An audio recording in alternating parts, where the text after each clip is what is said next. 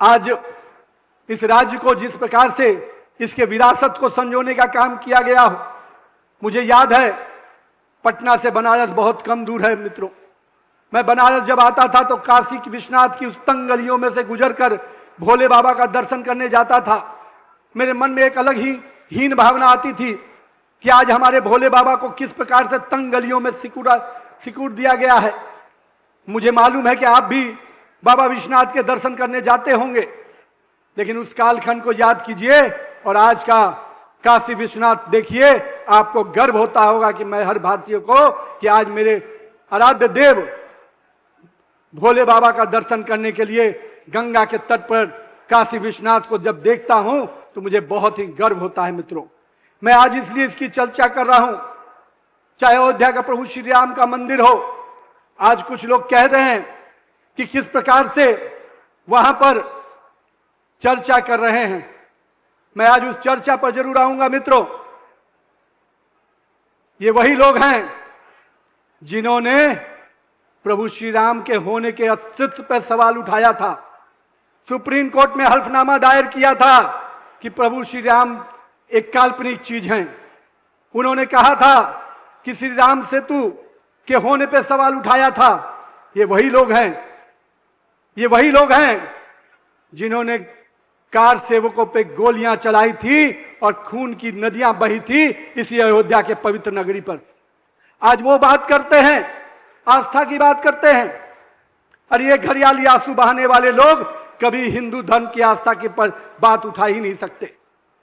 Bharatiya Janata party और मैं कह सकता हूं राष्ट्रीय स्वयंसेवक संघ के लोगों ने, वीएचपी के लोगों ने जितना संघर्ष किया, जिस आस्था के साथ 500 सालों का वो संघर्ष और पिछले 100 वर्षों का उनका जो संघर्ष है, वो कहीं ना कहीं आज भव्य अयोध्या का प्रभु श्री राम का मंदिर है उसके रूप में सामने हमें दिखता है।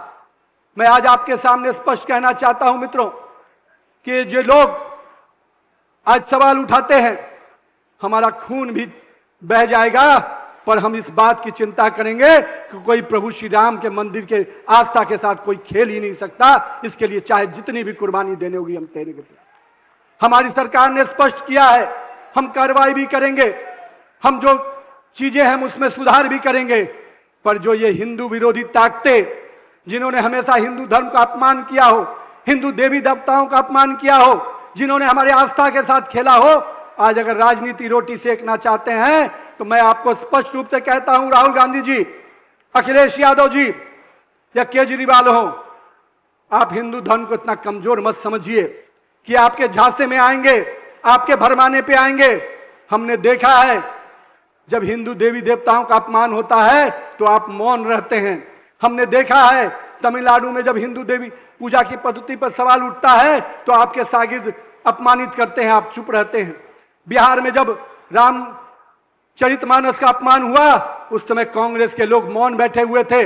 वहां के सरकार के मंत्री ने जिस प्रकार से अपमानित शब्दों का प्रयोग किया था, और यहां के मुख्यमंत्री जो उस समय के थे, मुझे वो बात दिन याद है किस प्रकार से चीजें हुई थी। मेरे पिताजी भी कार सेवक के रूप में पटना से चले थे, 2 महीने तक जेल में रहना पड़ा था और हम लोग घर में रहते थे। हमें लगता था कब मेरे पिताजी लौट के आएंगे। मैं उस समय मुश्किल से 10-11 साल का रहा हूंगा। हमारे घर में समझ में नहीं आता था कि पिताजी जिस उद्देश्य से गए हैं लौटेंगे कि नहीं लौटेंगे। 2-2 महीने जेल रहे और हमसे हमारी आस्था का सवाल उठाओगे। अरे हमने तो जितनी कुर्बानी दी है, जितनी शहादत दी है, तुम्हारा खानदान भी कभी उतनी शहादत और कुर्बानी का पछतावा नहीं कर सकता है मित्रों। आपने तो खून की नदियां बहाई हैं। आपकी विरासत हिंदुओं पे गोली चलाने की रही है और हमारी विरासत अपने देवी देवताओं के आस्था के लिए कुर्बान होने की रही है मित्रों।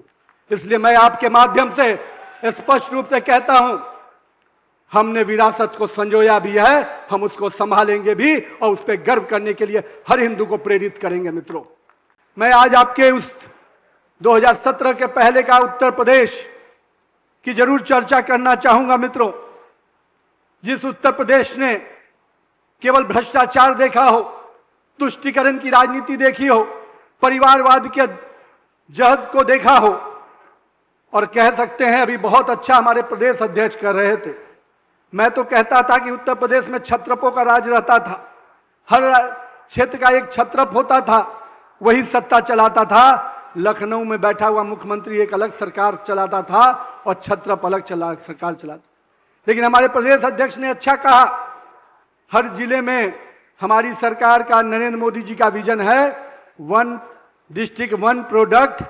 और उस समय तथाकथित सरकारों का मॉडल होता था हर जिले का हर अलग दादा, हर जिले का अपना गुंडा, हर जिले का अपना माफिया। लेकिन मैं कह सकता हूं भारतीय जनता पार्टी की सरकार ने उस गुंडे राज को, उस माफिया राज को हर जिले ही नहीं हर गांव और कस्बे से भी समाप्त करने का काम किया है। मित्रों, भारतीय जनता पार्टी का नेतृत्व जिस प्रकार से पिछले 9 वर्षों में यहां पर नए नए विकास के आयाम को जोड़ने का काम किया, आज इंफ्रास्ट्रक्चर के माध्यम से जिस प्रकार से इस राज्य की नई तस्वीर पूरे देश और दुनिया में जा रही है, यहां का जो विकास का मॉडल है, जो अंतिम व्यक्ति तक विकास की योजना को पहुंचाने का, उस मॉडल को भी आज इस राज्य का नेतृत्व नीचे तक पहुंचाने का काम कर रहा है। मैं कह सकता हूं कि वेलफेयर स्कीम को एक समय था इस देश में कहा जाता था, इस देश के मुखिया और प्रधानमंत्री कहते थे कि दिल्ली से 1 रुपया चलता है तो गरीब के खाते में 15 पैसा पहुंचता है। पर मुझे खुशी है देश के प्रधानमंत्री नरेंद्र मोदी जी ने देश के गरीब जनता के जनधन खाते के माध्यम से अब वो व्यवस्था पैदा कर दी कि आज दिल्ली के सरकार का हो या राज्य में बैठी हुई योगी आदित्यनाथ की सरकार का 1 रुपया गरीब के खाते के लिए चलता है तो 1 रुपया गरीब के खाते तक पहुंचाने का काम किसी के करते हैं तो हमारे नरेंद्र मोदी जी और योगी आदित्यनाथ जी करते हैं। मित्रों, ये बहुत बड़ा परिवर्तन है। कई बार इस परिवर्तन को हम देख नहीं पाते हैं, समझ नहीं पाते हैं, लेकिन सोचिए एक समय कैसे बिचौलियों का राज चलता था और दिल्ली और लखनऊ में बैठी हुई सत्ता इसका पूरी तरह से इसका फायदा अपने लिए लेती थी। मित्रों, आज मैं कह सकता हूं कि उत्तर प्रदेश को उस बदहाली से, उस तुष्टीकरण से, उस अराजकतावादी नीति, गलत नीतियों से बाहर निकालने का काम हमारी सरकार ने किया है। मित्रों, और हम कह सकते हैं कि आज उत्तर प्रदेश को विकास के पैमाने पर जिस प्रकार से अग्रणी राज्यों की भूमिका में लाने का काम किया गया है, पहले तो उत्तर प्रदेश और बिहार को बीमारू राज कहा जाता था। लोग कहते थे कि उत्तर प्रदेश और बिहार का कुछ हो ही नहीं सकता, पर देखिए नरेंद्र मोदी का नेतृत्व और भारतीय जनता पार्टी का नेतृत्व और डबल इंजन सरकार का नेतृत्व आज उत्तर प्रदेश और बिहार विकास के कई पैमाने पर सबसे आगे बढ़कर काम कर रहा है। मित्रों, मैं इसलिए इन राज्यों की बात कर रहा हूं जिन राज्यों में अपराधियों का राज होता था, जंगल राज होता था, उन अपराधियों को राज को खत्म करने का काम हमारी सरकार ने किया है। जब शाम में महिलाएं घर से निकलने के लिए डरती थी, शाम में महिलाएं को लगता था कि मेरे बच्चे, मेरे घर के पति, मेरा बेटा अगर बाहर गया है तो वह सुरक्षित वापस लौटेगा कि नहीं लौटेगा, ये संशय की स्थिति में महिलाएं रहती थी। लेकिन आज महिलाएं गर्व से कहती हैं कि हम योगी आदित्यनाथ के राज में रहते हैं, हम माननीय नरेंद्र मोदी के राज में रहते हैं, हमारे लिए कोई डर नहीं, कोई भय नहीं है। मित्रों,